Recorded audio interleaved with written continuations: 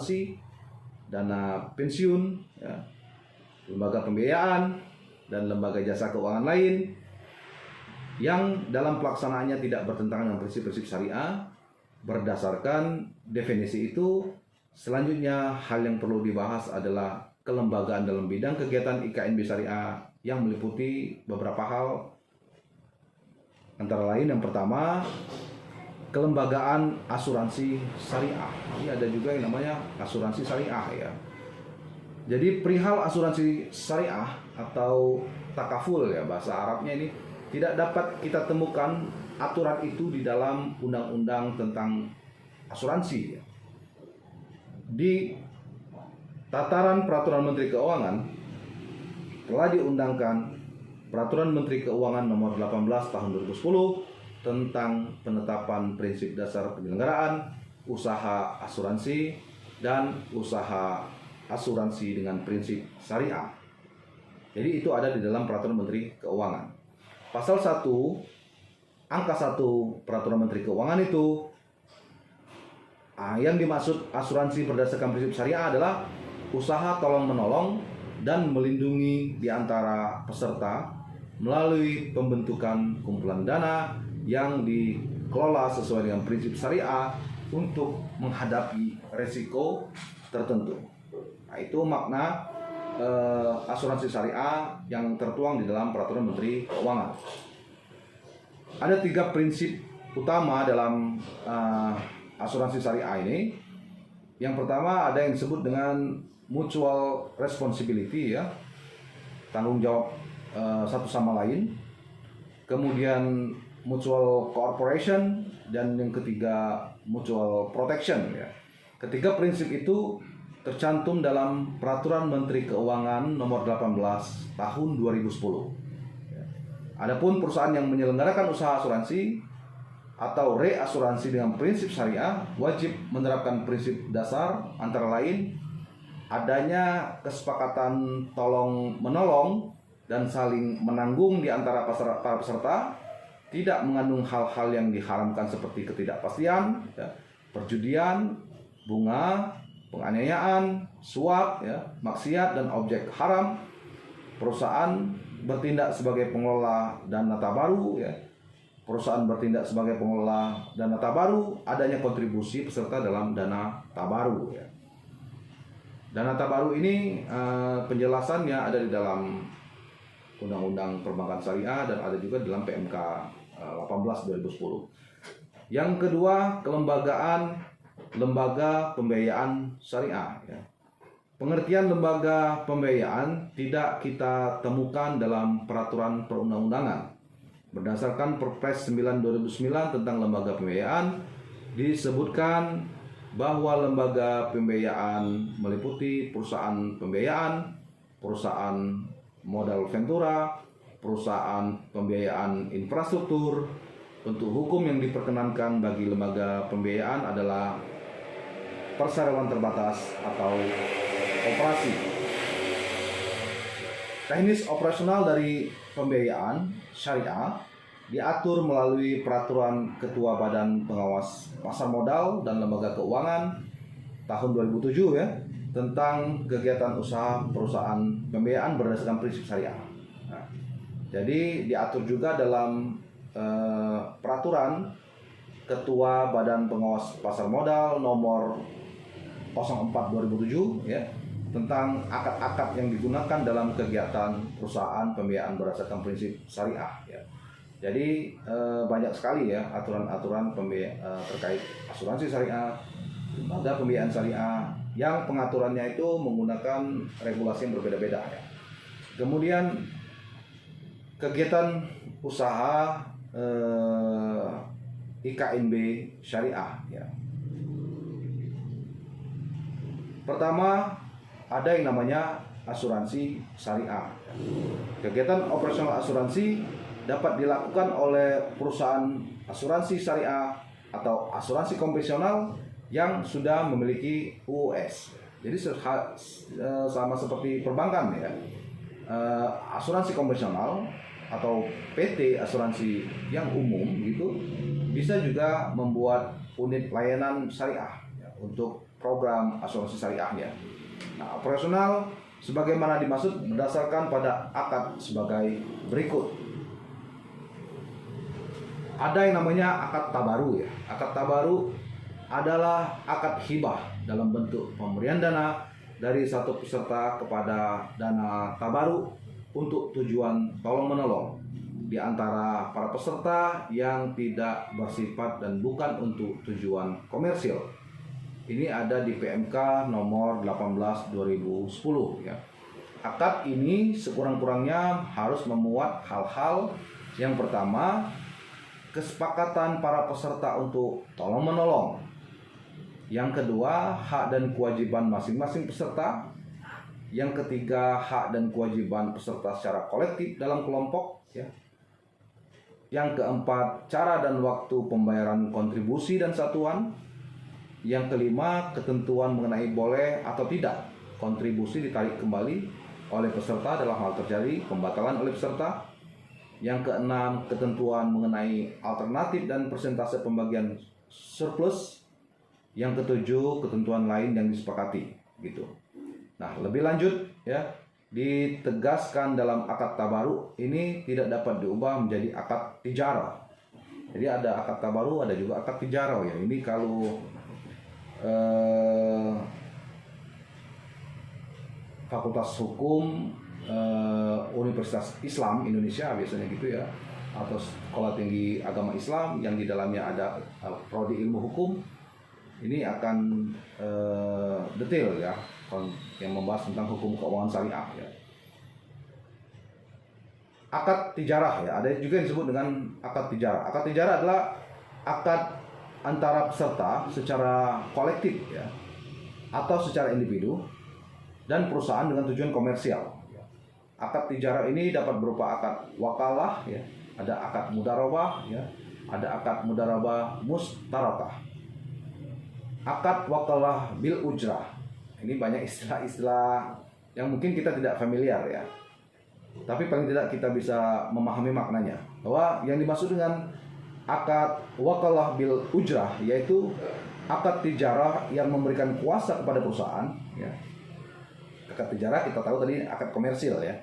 Akad tijarah yang memberikan kuasa kepada perusahaan sebagai wakil peserta untuk mengelola dana tabaru ya. Dana tabaru ini dana yang dititipkan untuk tolong menolong ya. Dan atau dana investasi peserta sesuai dengan kuasa atau wewenang yang diberikan dengan imbalan berupa ujrah atau fee.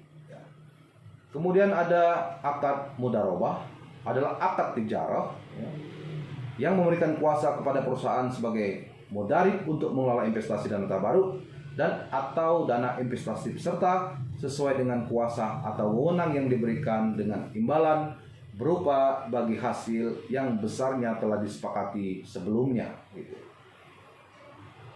Nah, cenderung ya konflik-konflik yang terjadi di dalam bank syariah ini terkait persoalan akad ya. Akad tabaru, akad tijarah ya, yang kemudian dalam konteks aplikasi ada hal-hal yang mungkin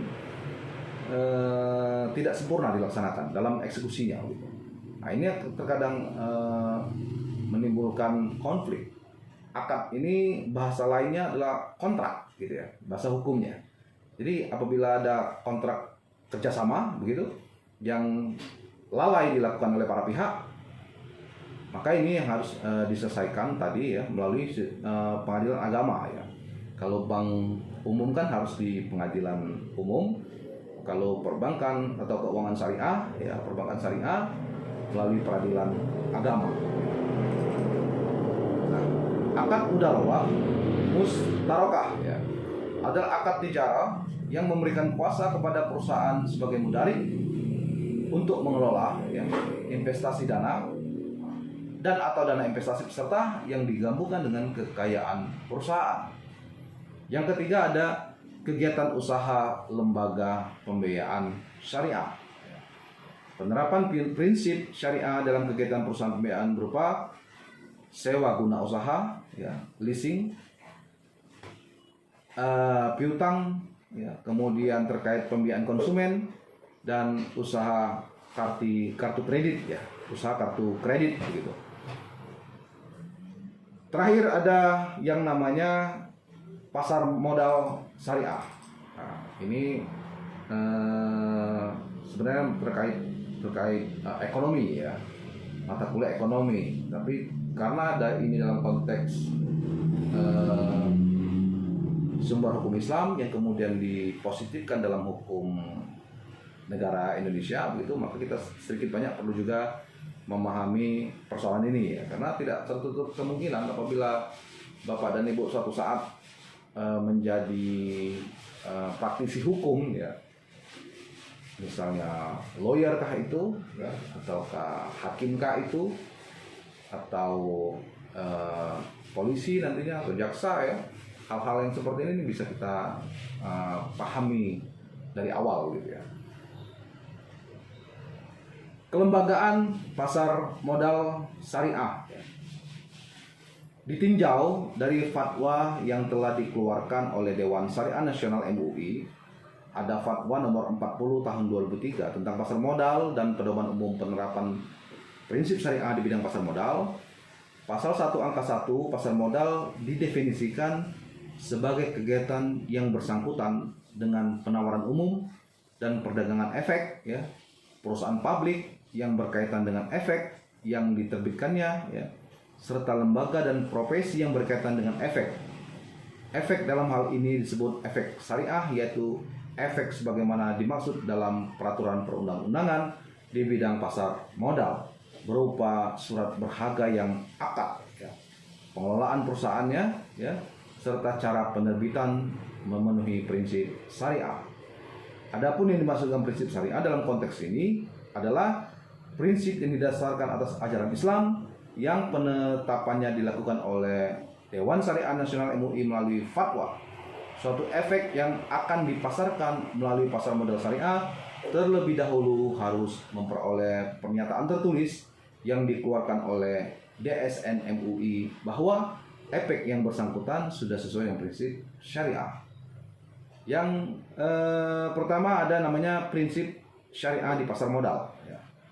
Pasar modal beserta seluruh mekanisme kegiatannya, terutama mengenai emiten, ya, jenis efek yang diperdagangkan dan mekanisme perdagangannya dipandang telah sesuai dengan syariah, gitu. Kemudian yang kedua, ya, emiten yang menerbitkan efek syariah. Emiten ini semacam perusahaan-perusahaan saham, ya, bursa efek. Ya. Emiten yang akan menerbitkan efek syariah sebagai objek transaksi di pasar modal harus memenuhi kriteria sebagai berikut. Yang pertama, jenis usahanya, produk barangnya, jasa yang diberikannya, serta cara pengelolaan perusahaan emiten atau perusahaan publik yang menerbitkan efek syariah tidak boleh bertentangan dengan prinsip-prinsip syariah.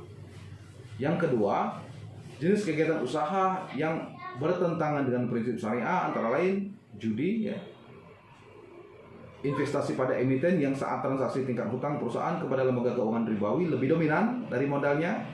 Ya, jadi ketika emiten ternyata hutangnya lebih tinggi dari modalnya, maka ini melanggar prinsip syariah, ya. Dan hal-hal lain, ya. Kemudian yang ketiga ada emiten atau perusahaan publik yang dimaksud menerbitkan efek syariah wajib menandatangani dan memenuhi semua ketentuan akad yang sesuai dengan syariah atas efek syariah yang dikeluarkan. Yang ketiga, emiten atau perusahaan publik yang menerbitkan efek wajib menjamin bahwa kegiatan usahanya memenuhi prinsip syariah dan memiliki syariah compliance officer, yakni pihak atau pejabat suatu perusahaan atau lembaga yang telah mendapat sertifikasi dari DSN MUI dalam pemahaman mengenai prinsip-prinsip syariah di pasar modal. Yang ketiga, dalam hal emiten atau perusahaan publik yang menerbitkan efek syariah sewaktu-waktu tidak memenuhi persyaratan di atas, efek yang diterbitkan dengan sendirinya sudah bukan sebagai efek syariah. Ketiga, ada yang namanya kriteria dan jenis efek syariah, ya, antara lain efek syariah, saham syariah, obligasi syariah, ya, reksadana syariah dan lain sebagainya. kemudian ada yang namanya transaksi efek, ya, kemudian akad yang digunakan yaitu ada ijarah, ya, komersil tadi, hafalah, ada mudharabah dan lain-lain sebagainya, ya. Nah, di samping lembaga-lembaga keuangan syariah yang seperti perbankan, ya, asuransi, begitu, ya, ada juga sekarang ini pengembangan terkait konsep syariah yaitu developer atau properti, perusahaan-perusahaan properti, ya, perumahan, gitu, ya. Di Lubuk Linggau ini misalnya barangkali di Lahap juga ada, ya, program-program penjualan perumahan dengan konsep syariah, gitu. Nah, ini juga perlu kita pahami, ya, bahwa dalam konsep syariah ini bagaimana mekanisme pembayarannya, begitu, ya. Apakah dia melibatkan bank-bank umum, ya? Kalau dia melibatkan bank umum sama saja bohong juga, ya, apabila dia menggunakan konsep perumahan kredit penjualan perumahan secara syariah ini, begitu. Baik, ya, Bapak dan Ibu semuanya, untuk materi hari ini, ya, selesai terkait lembaga keuangan syariah. Saya coba lihat absennya dulu, ya.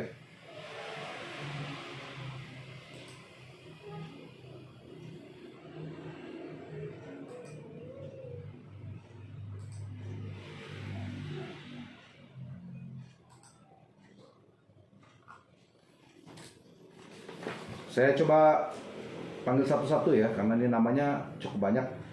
Ada Pak Andriansah, Pak Andri Agustian, Pak Ardi. Apa kabar Pak Ardiansah? Sehat, ya. Kemudian Pak Arif Setiawan, Ibu Dina, Ibu Depi, Pak Haryadi, Pak Endang Suryadi, Pak Dendi, Pak Ishak, ya, Pak Doni, ya, Pak Ganjar. Apakah ada Pak Ganjar? Oke, boleh hadir, ya, Pak Ganjar. Pak Ahmad Wahyudin, Pak Disran, Pak Andika Putra Lianza, Pak Asrul ada, ya, Pak David, Pak Apli Febriansah,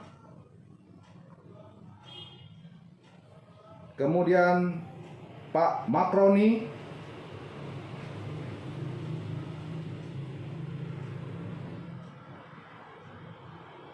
Rizky Ramadan, Pak Rizky Ramadan ada, ya. Rodiatul Jannah, Yepi Anggrianti,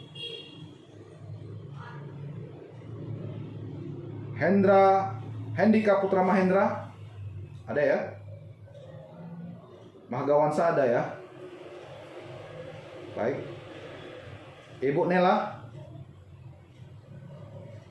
Baik. Agil ada, ya. Pak Agil. Ya, Pak Ahmad Haidir, apakah ada? Oke, Ibu Indah, apakah ada? Baik. Ada yang belum saya panggil? Depi, ya. Oke. Dendi, ya.